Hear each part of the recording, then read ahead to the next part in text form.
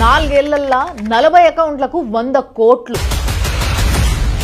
బ్రాహ్మణ్స్, క్షత్రియ, సిక్కులైతే 15 నుంచి 16 లక్షలు, బీసీలకు 10 నుంచి 12 లక్షలు, ఓబీసీలకైతే 8 నుంచి 10 లక్షలు. ఇదేంది స్కాలర్షిప్ లో, ఎక్స్గ్రేషియాలో అనుకుంటున్నారా? కాదు, మత మార్పిడికి. ఈ కులాలకు సంబంధించిన అమ్మాయిలను మతానికి మారిస్తే అంతంత రేట్ అన్నట్టు. ఈయన పూర్తి పేరు హజరత్ బాబా జమాలుద్దీన్. మోటివేట్ చేసి ఈ ఆడపిల్లల మీదకి ఎగదోస్తాడు అన్నట్టు. ఈ స్టోరీ మొత్తంలో అతిపెద్ద ట్విస్ట్ ఏంటిది అని అంటే, ఈ జమాలుద్దీన్ కాదు, గన్శ్యామ్ రొహేరా, ఒక హిందువు. ఇట్లాంటి వాళ్ళ మాయన పడ్డ అమ్మాయిల కథలు ఎట్లా మారుతాయి తెలుసా మెల్లమెల్లగా?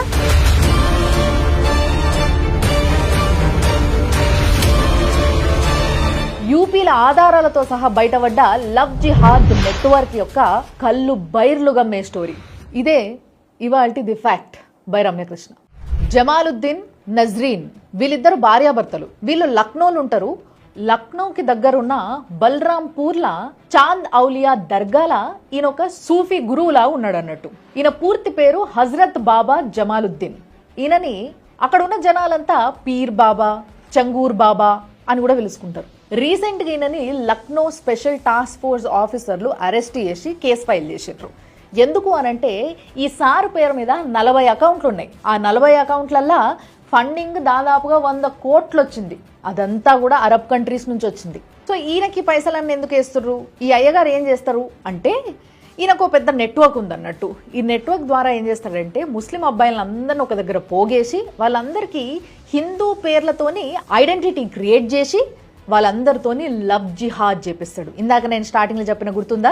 బ్రాహ్మిన్స్, క్షత్రియాస్, సిక్కుల అమ్మాయిలైతే ఒక రేటు, బీసీల అమ్మాయిలైతే ఒక రేటు, ఓబీసీ అమ్మాయిలైతే ఒక రేటు. ఇట్లా ఆడవాళ్లకు రేటు కట్టే నీచ నికృష్టులు ఉన్నారు కాబట్టి కామన్ జనాలకు కూడా రేట్ అంటే తప్పేముంది అనే ఉద్దేశం వస్తుంది. మేము తమ్నేల్ మాఫియా అని ఒక ప్రోగ్రామ్ చేసినప్పుడు దాంట్లో మనుషులకి రేటు కట్టర్రా, జీతమో రెమ్యూనరేషనో అంటారు అని చెప్తే దాంట్లో తప్పేముంది అని మననే ఉల్టా ప్రశ్నించే స్టేజ్కి వచ్చింది అని అంటే, ఈరోజు ఇట్లాంటి వాళ్ళు ఉండడం వల్లనే వస్తువులకి రేట్లు కడతారు, మనుషులకి కాదు. ఇట్లా అమ్మాయిలందరినీ వాళ్ళ మతంలకు కన్వర్ట్ చేసే ఫ్యాక్టరీ లాంటిది ఒకటి నడుపుతున్నాడు అన్నట్టు. ఈ స్టోరీ మొత్తంలో అతిపెద్ద ట్విస్ట్ ఏంటిది అని అంటే, ఈ జమాలుద్దీన్ కాదు, గన్శ్యామ్ రొహేరా, ఒక హిందువు. ఈ గన్శ్యామ్ భార్య పేరు నీతు, బిడ్డ పేరు సమాలి. వీళ్ళ సొంతూరు ముంబై నుంచి ఒకసారి దుబాయ్కి పోయినరు 2015లో. అప్పుడు వీళ్ళకి పైసాష చూపించో బెదిరించో మతం మార్చిండ్రు. తర్వాత వీళ్ళు అదే పనిగా పెట్టుకొని ఈడికి వచ్చి వీళ్ళని ఒక మిషన్ మీద యూపీకి పంపించిండ్రు.